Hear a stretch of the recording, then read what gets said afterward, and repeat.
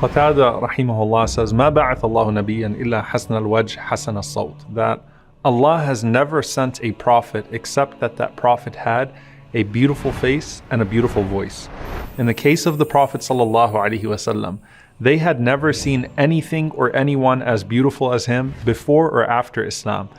And with some people, that beautiful external appearance is directly tied to ugly character. In the case of the Prophet ﷺ, as stunning and as beautiful as his appearance was, his character, for which Allah praised him, was even more beautiful. Abdullah ibn Rawaha radiyallahu ta'ala anhu, he describes the presence of the Prophet ﷺ. He says, لَوْ لَمْ تَكُنْ فِيهِ آيَاتٌ مُبَيَّنَةٌ كَانَتْ بَدَاهَتُهُ تُنْبِيكَ بِالْخَبَرِ. That if the Prophet ﷺ had nothing but his presence, if he didn't recite anything, if he didn't say anything, you would look at him and you would already know that there was something divinely beautiful about him.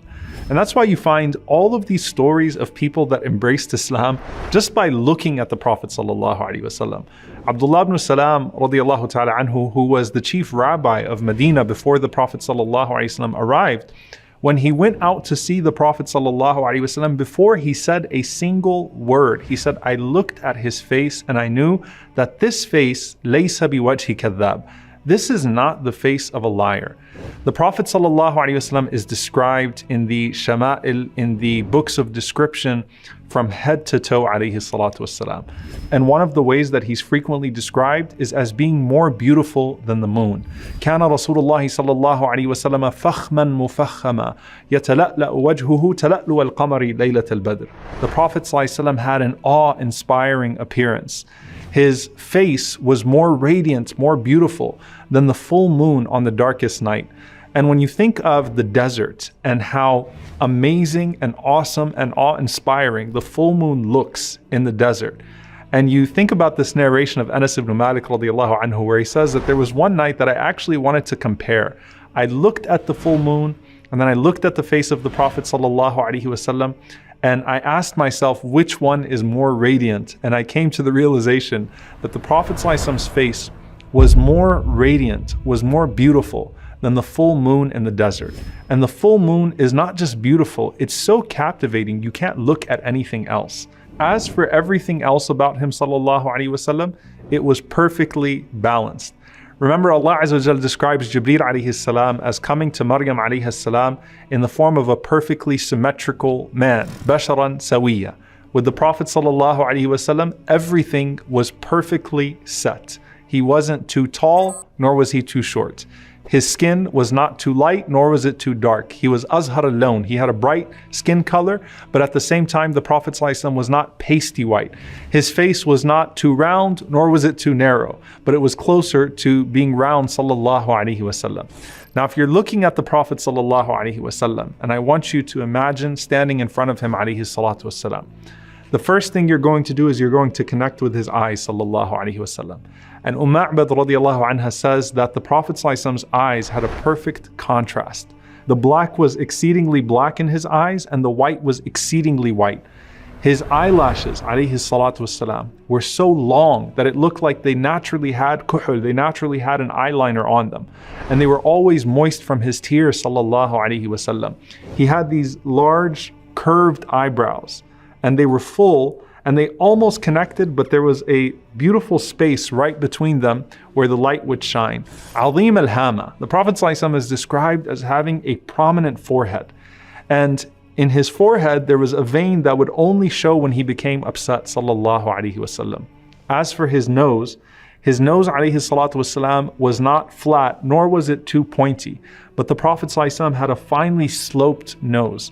And they described it as having a unique glimmer to it. So it shined in a way that when you were away from him, sallallahu alaihi wasallam, you might have assumed that it was larger than it actually was. But when you came close to him, you realized that it was just the shine of his nose that made it so prominent. When he opened his mouth, sallallahu alaihi wasallam, you would notice his teeth, and they were perfectly set. Remember, he used to use the siwak at least 5 times a day. So his teeth, alayhi salatu wassalam, were described as white as hailstones, and they weren't clustered together. They were set in a way that there was a fine line between each of those teeth. And his mouth, alayhi salatu wassalam, was wide. And he's described as having a perfect articulation. His words were crisp. You could hear everything he said, sallallahu alayhi wasallam. And his voice was melodious, and it had a natural echo to it, sallallahu alayhi wasallam. And his hair, just like everything else, is perfectly in the middle. It wasn't too straight, nor was it too curly, but instead it was wavy hair. And the Prophet ﷺ would keep it sometimes to his earlobes, sometimes he would let it go all the way to his shoulders, ﷺ. And of course, in times of Hajj and Umrah, he would shave his head, ﷺ. He also had a dense, full beard, alayhi salatu wassalam. And the Prophet ﷺ used to comb his hair and he used to comb his beard. And they were fully black. And the Sahaba counted just between 14 and 20 gray hairs in his hair and his beard, sallallahu alaihi wasallam, at the time of his death. So he's 63 and he only had a few gray hairs, sallallahu alaihi wasallam, in his hair and his beard. And they said when he would use oil, sallallahu alaihi wasallam, you couldn't even see them. And when you could see them, they were concentrated right under his lips, sallallahu alaihi wasallam, and on his sideburns, alayhi salatu wasalam. Then you come down to his neck. And the Prophet ﷺ had an elegant long neck. They said it was like the neck of a gazelle, sallallahu alaihi wasallam. And then you looked at his shoulders. He had broad shoulders, sallallahu alaihi wasallam. He was strong arms, alayhi salatu wasalam. He had a strong chest. And even until the day of his death, his stomach never extended beyond his chest, sallallahu alaihi wasallam. So he maintained his weight, alayhi salatu wasalam, and he maintained his fitness. The Prophet ﷺ was not a hairy man. So other than his hair on his head and his beard, the Prophet ﷺ did not have much hair on the rest of his body. And he had a little bit of hair on his chest and a line that naturally ran down all the way to his navel, sallallahu alaihi wasallam. Then you come to his limbs. And the Prophet ﷺ is described as having well-defined big limbs. So he had big bones, big hands, big feet. He had large calves, sallallahu alaihi wasallam. And they said that his calves were perfectly round, and then he had absolutely no weight on his heels, alayhi salatu wassalam. And his lower body was so strong, sallallahu alaihi wasallam, that he used to be able to jump on a horse and a camel and mount it with absolutely no saddle because of the strength of his lower body. And that's why you'll find, subhanAllah, that Al-Hasan radiallahu ta'ala anhu is described as resembling the Prophet ﷺ in his upper body, meaning his beauty. Al-Husayn radiallahu ta'ala anhu is described as resembling the Prophet ﷺ in his lower body because of his strength. He was a warrior radiallahu ta'ala anhu, like his grandfather sallallahu alayhi wasallam. Despite that, Anas ibn Malik radiallahu ta'ala anhu says that his hands and his feet were smoother than silk, and water would slither right off of the hands and the feet of the Prophet sallallahu alaihi wasallam. And he had a beautiful scent, alayhi salatu wassalam. He would sweat perfume, sallallahu alaihi wasallam. When you smelled his sweat, it smelled good. And if you shook the hand of the Prophet sallallahu alaihi wasallam, you would maintain the scent of his hand on your hand for days after meeting him, sallallahu alaihi wasallam. He had the best of breath, sallallahu alaihi wasallam. And when you saw him from afar, his appearance would strike you. And then when he came close to you, his beauty would overwhelm you in a way that you couldn't stare at him, sallallahu alaihi wasallam. Al-Bara radiallahu ta'ala anhu said, Wallahi, I went out one night and I saw the Prophet sallallahu alaihi wasallam in this red garment. And it was a red hulla from Yemen, his favorite garment to wear on occasions. And he said, I have never seen a sight more beautiful than the Prophet sallallahu alaihi wasallam on that night. Abu Hurairah radiallahu ta'ala anhu said, when I saw the Prophet sallallahu alaihi wasallam, he was so perfectly set, it was as if he was molded in silver, sallallahu alaihi wasallam. And the most famous thing about the Prophet sallallahu alaihi wasallam was his smile. He always was smiling, sallallahu alaihi wasallam. Subhanallah, in sadness and happiness, he always had a smile on his face, sallallahu alaihi wasallam. And Ka'b ibn Malik radiallahu ta'ala anhu said that إِذَا surra, when he was happy, then his face would become even more radiant, sallallahu alaihi wasallam. And I want you to just capture this for a moment. How is it that the Prophet ﷺ smiled so much, yet he's also described as mutawasil al-ahzan, as always being in a state of grief, as da'im al-fikra, as always being in a place of deep thought. Laysa lahu raha, he never had a break, sallallahu alaihi wasallam. He always was carrying so much. And this goes to the khuluq, the character that Allah talks about in the Quran, that some people, you would think that they're aghniya, you would think that they have absolutely nothing going on because of the way that they carry themselves. But smiling is a sadaqah, it's a charity.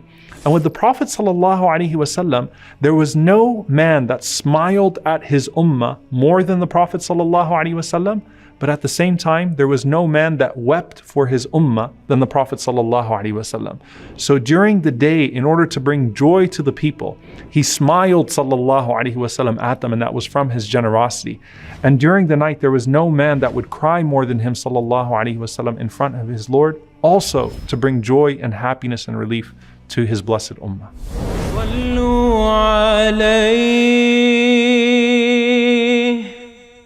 صلوا عليه